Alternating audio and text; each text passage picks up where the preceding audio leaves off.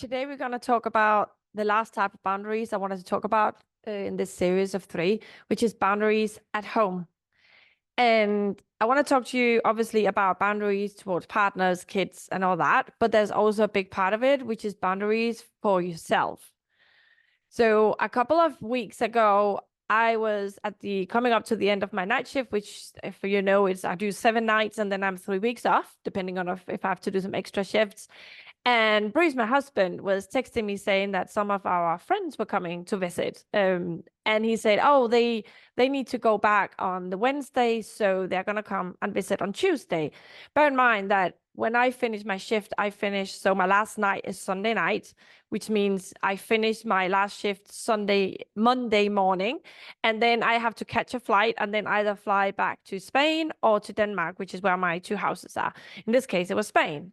And I think I can't remember what time I was landing, but often it's very, very late, so close to midnight. So if I land then Monday around midnight, get back and all that, and then he said, "Well, these friends are coming, and can you just cook a meal for them on Tuesday?" And I was not too happy about that because I was like, oh my God, I would have to do the shopping, plan what to cook. I love cooking and I have very high standards for my cooking. So I would have to get all these fresh ingredients, find some fancy, menu and do this. And I could already feel the resentment building up. And I thought, this is not happening. So I said, look, instead, how about, since we're in Spain and there's so many lovely places, we live really near the beach, we can meet in a beach bar and we can just have brunch together.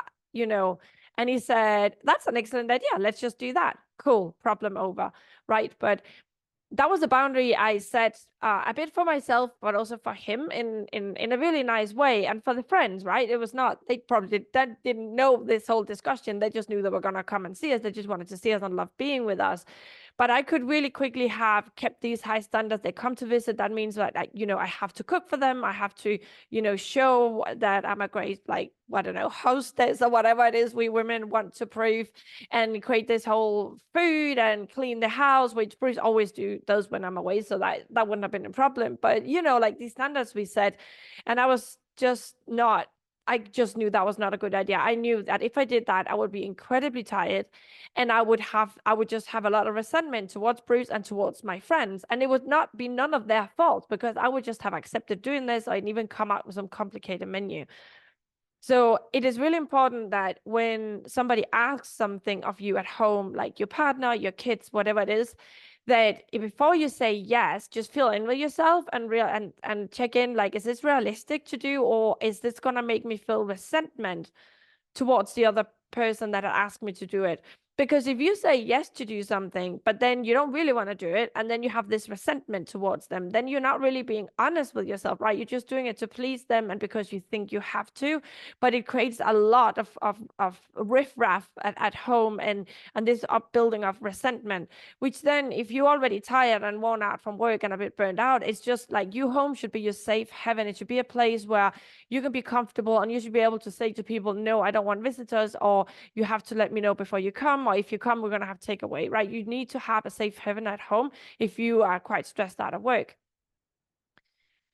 One of my friends who also happens to be a therapist, and we always partner up in Muay Thai. She's so much fun. But she said something that was so true to me once, that I was really stressed out, which is like, we women, we have to get so much better at just sitting on a couch and do absolutely nothing. Because guys do this really well. And I'm not saying this to be mean at men, but women in general, we just tend to have this really long to-do list all the time. And we feel bad if we're going to sit down and do nothing. And I'm talking nothing, like not being on social media, not reading anything useful, not being with your kids and having quality time, like literally being on the sofa and doing nothing is something we need to get so much better at. So we're not constantly on the go and we feel we have to do something, we need to do stuff. No, I think being a vet as well, our brains, we tend to have very active brain, and we have trained them to look for problems and to look for solutions to these problems, which can actually tend us to, in my case, I tend to have this like inner urge. I have to make the most of time. I have to be efficient. Like if I do something, there has to be a benefit.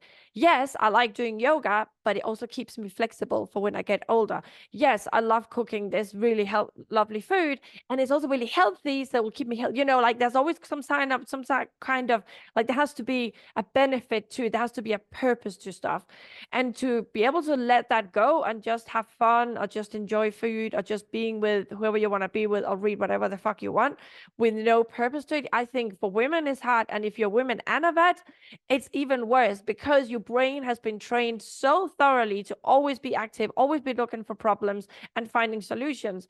So when you at home sitting on your couch, you might like look and go, oh God, I need to hoover, or oh, I should really clean the windows, or you hear the kids fighting and you're, oh no, I should really spend some more time with them.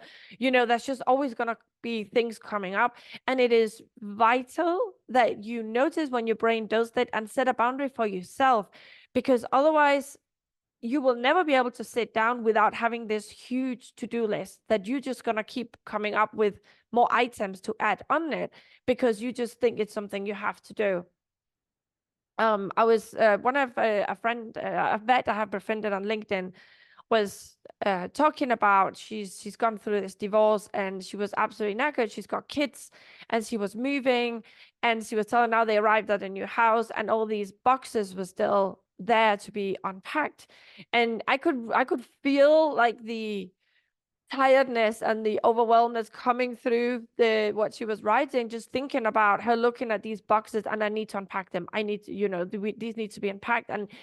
And we have this feeling that if we, until those boxes are unpacked, we should not really relax and completely take a break because we have not finished and they need to be unpacked. And what I said to her was, you know, again, this thing about being able to sit on the couch without doing anything and not putting this to-do list on yourself, and also just jump over where the fence is lowest. I love that expression. Like we tend to make things so they have to be so perfect. We have so high expectations of ourselves. How about take the boxes that you don't need right now and just stick them in a room and just close the door? Like it doesn't matter if they stay there for a year. The only problem is when you think about these boxes and you're constantly thinking that you have not done enough and you're not actually finished, and there's this unfinished thing, and until they're unpacked, I can't relax, right? This is just something we put on ourselves, and it's not actually a thing. Like the unpacked boxes are not going to be screaming at you. Nobody's going to miss what's in the boxes, right? And even if there was some, I don't know, bloody colander you needed, and you forgot you had the boxes, and you buy another one, it's literally not a big deal. But we make it this big deal in our heads, so we have to finish, and we have to have everything done. And women I was coaching once also talked about she was really stressed from having visitors because now she was doing this course that was like took a lot of her time. And when she wanted the visitors, when they come, like she wanted their rooms to be perfect, and they have to have like mints on their pillows, and she wasn't able to do this because she was doing this course. And I asked her, what is the purpose of having visitors? Is it you showing off how amazing a hostess, a housewife you are? Or is it just being with them and enjoying them? Like, how can you jump over where the fence is lowest so you can sit and enjoy time with your friends and not being stressed out over how all the duvet covers are not matching or whatever it is we kind of put up as this thing that just has to be? So a question I want to ask you is, like, what do you believe you have to do at home? It's just a fact, like the mint on the pillows, or cooking a meal that has to be perfect, or you have to wash the towels every day, or whatever it is. What is it that maybe you have adopted from when you were a child and your parents did this thing, or they said to you, this is how it has to be, or you've seen it in other families, and you just think that this is just how things are and you have to do it? Things that when you really think about it, they don't have to be done every day, or it doesn't matter if they don't get done ever.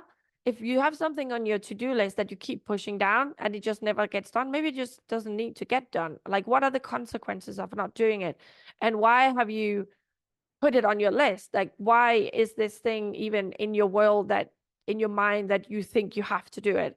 So this is why I'm talking about boundaries for yourself, not allowing your brain to come up with all these problems, quote unquote, you need to solve at home such as cleaning, cooking, whatever it is you think you need to do. And also when people maybe just casually and a bit carelessly ask you to do something, or ask, do you want to do this, or do you want to do that, or can we have this thing? And maybe all you want to do is just watch Netflix or read a book because you've had a hard week. It is a boundary you have to set, but it's like for yourself as well. Like, not have these really high expectations for yourself, what you should be doing to be worthy enough, because it all comes back to that, is us thinking, if I don't do these things, or if I don't do what people think I should do, then I'm not worthy enough. Being this person that can feel your inner worth, even if you're sitting on the couch all day, that is gold. If you can achieve that zen of, I am enough just as I am, and I don't need to prove anything, and I don't need to do all these things to feel valid, that will take you really far, and that will make your home also feel like a super safe heaven, because you know you can come down and you can do whatever the F you want. Like, you don't have to live up to any expectations. I do coach a lot of people on their partners. So for example, there's a great suggestion Bruce made of me making a big meal for friends just after I come home from my night shifts.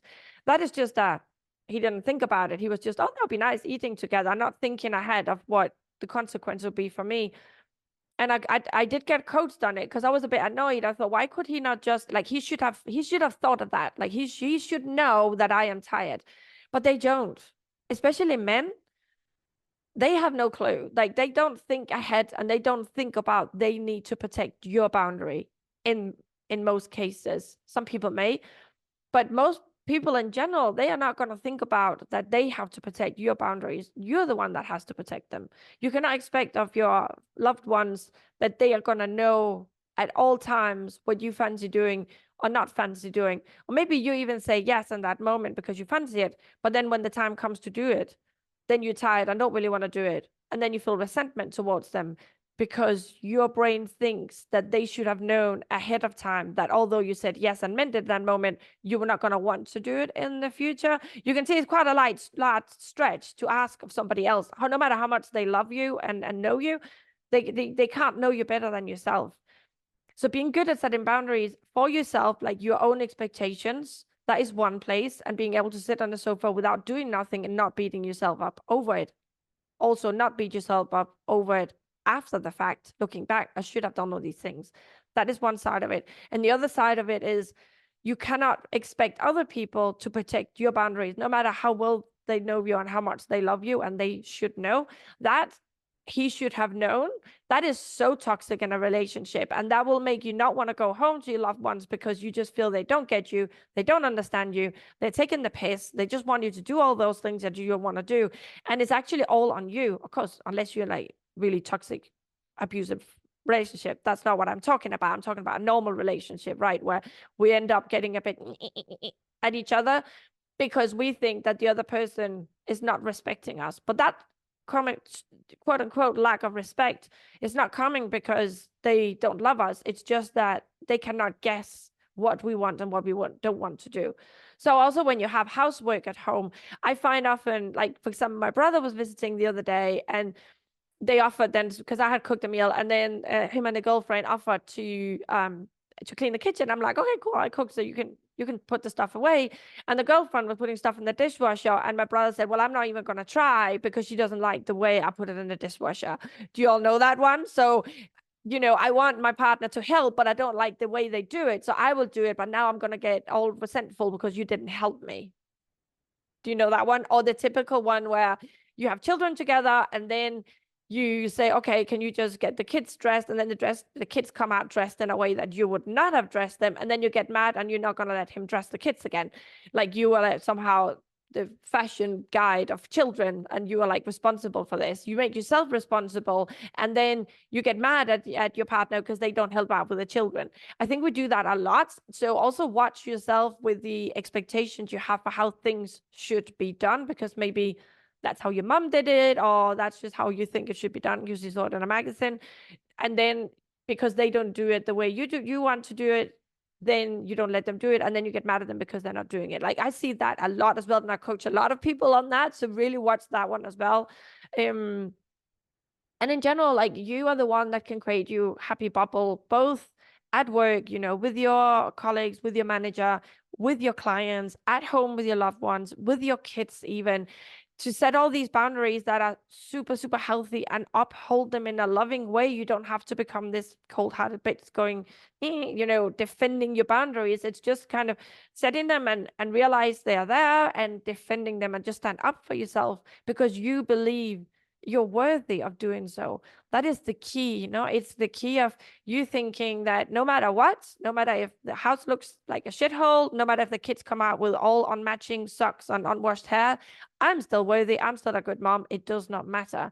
So you need to find that worthiness within yourself and then set your boundaries for yourself, for others, and then uphold them and respect that you're upholding them and not feel bad about it. And it is at work, I'm telling you, especially if you're a people pleaser like me, but that is the number one thing, setting boundaries. Like once people nail it, and once I've nailed it as well, I did, and that just changes your life so much. Like all the resentment you feel towards other people, resentment towards yourself, resentment towards the bloody house, why is it so big and I have all this cleaning, that just goes because you just don't have to do it. You can do it if you want to, but you don't have to. All these like have to, should, need to, they're just things we make up in our minds. They don't really, it's not something, it's not a universal law that you need to change your beds every week or whatever it is you think you need to do, or have mints on the guest pillows. All right.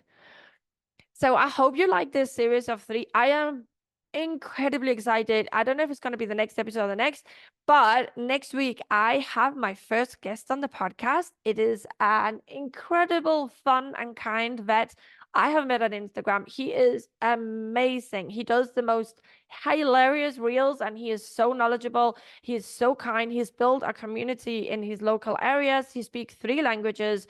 He's from the States and he's coming on, and I am dying to speak to him and just ask him how he managed to stay so fun and so bright and so happy through all the work he does. He does so much. So watch out for that episode. And this series of 3 about boundaries, if you enjoyed it and you know someone who could benefit, please don't hesitate to share with them, share the episodes, let them know about it so they can also learn to just feel worthy as they are. Sit on the couch, do nothing, eat chips and be happy. And have a safe bubble at home and also nice steady boundaries at work so they can enjoy staying a vet and keep doing that. Okay.